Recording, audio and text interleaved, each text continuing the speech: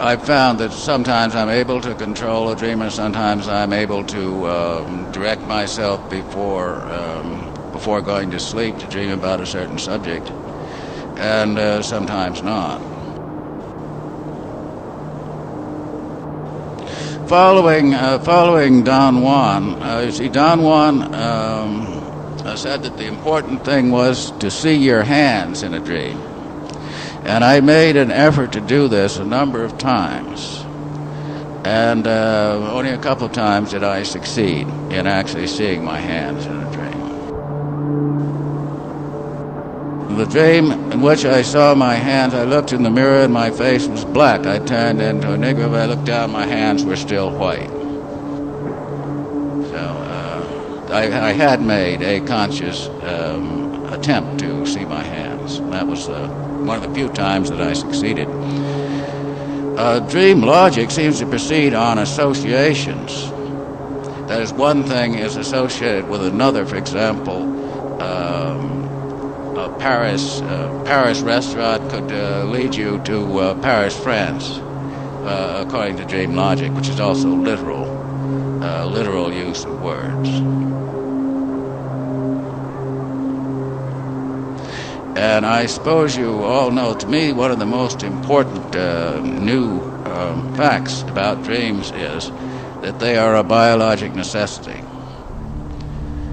See, they have made experiments of waking people up whenever they start to dream. They can tell by the rapid eye movements and also by the brain waves. The brain waves of dreams are very much like the brain waves of people when they're awake. And if they keep interfering with the REM sleep, that is the dream sleep, very soon the subject will show all the symptoms of sleeplessness, no matter how much dreamless sleep they are allowed. And eventually it would be fatal. It's within 2 weeks or so. So we know now that dreams are a biologic necessity, which means that they must serve a very important function. Well, you have both words and images, of course, in most dreams. It's comparable to a film. And also, people, I myself, and I suppose everybody, frequently dreams about films that they've seen. Sometimes, of course, you'll have more of preponderance of words, and sometimes a preponderance of images. I made quite a collection, say, of dream phrases. Those words that occurred in dreams are often just words between sleeping and waking, and you get a very peculiar sort of grammar. So, if I can remember, where naked troubadours shoot snotty baboons was one. It came in as words. I'm talking about now is coming in as words, without any clear image content. But I think more often you have the words and image mixed just as they are in a talking film. Leary says, and I think I certainly agree with him, that the next step is to go into space, to leave the planet, but we're not there yet. Here we have an artifact weighing about 170 pounds that cannot exist outside of a very specialized environment, sort of a whole aqualung. And the official space programs, how do they propose to solve this? Well, they're going to move this whole artifact, the human artifact, in its environment from one place to another. It wouldn't occur to them to start from the other end.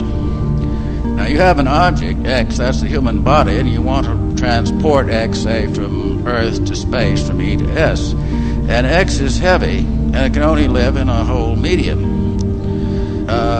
So why not so alter X as to reduce its weight and its dependency on its medium? That would seem to be a logical approach to the problem. And this would not occur to the official programs because they accept the human artifact with all its limitations. In effect, they accept the limitations imposed by Christianity, by what Crowley calls the slave gods. Now, the human body is much too dense for space conditions. We have a model to hand, and that is less dense. In fact, almost weightless, and that would be the astral or dream body. And I postulate that the function of dreams may be to prepare us for space. And that is why they are a biologic necessity. Now, as to whether you could get a dream body to exist apart from the physical body, well, that would be a matter for research. I think the man that's done the most research on this subject is Robert Monroe, who wrote Journeys Out of the Body, and I was down to see him. He's got a lot of machinery there that he thinks that he can eventually exteriorize people by a machine. And I don't know how effective these machines are. I saw some of them, but I didn't see them in operation. But I know he's gone a long way since then. That was about 3 years ago. There was a man named John Donne, not the poet John Donne. He was an English mathematician and physicist. And he wrote a book called An Experiment with Time, which was published in 1924. And he found that his dreams contained future material from the future. And he said that anybody that will write their dreams down over a period of time will turn up incidents in the dreams that clearly refer to future occurrences. And I've done this over a period of time, and I've turned up a number of these. But he also developed a theory called the serial universe, which is here you are, and then there's an observer above that, an observer above that, to infinity. So he definitely did think that dreams were contact with different levels of the serial universe. Donne makes a very important point. He said, if you dream, say, about an earthquake or a fire, and this happens, I've had this happen, you are not dreaming about the event itself, but about the moment when you become aware of it. Usually a newspaper picture or something like that. In other words, you are dreaming of your future time track. And there's not much to suggest that you have any influence, at least not in that kind of dream. There's a famous story about a man who solves an equation in a dream, I believe. He saw the equation had been bothering him, then all of a sudden it joined in a certain way. And so I think that this is an experience that happens quite often. The idea that dreams are completely illogical, of course, is not true at all. I have gotten from dreams perfectly coherent narrative stories. No one would know it was a dream. Sometimes I get a whole chapter that way, which I've in fact read. I pick up a book in a dream and read it, and then I'm able sometimes to transcribe that later when I'm awake. Well, that's about all.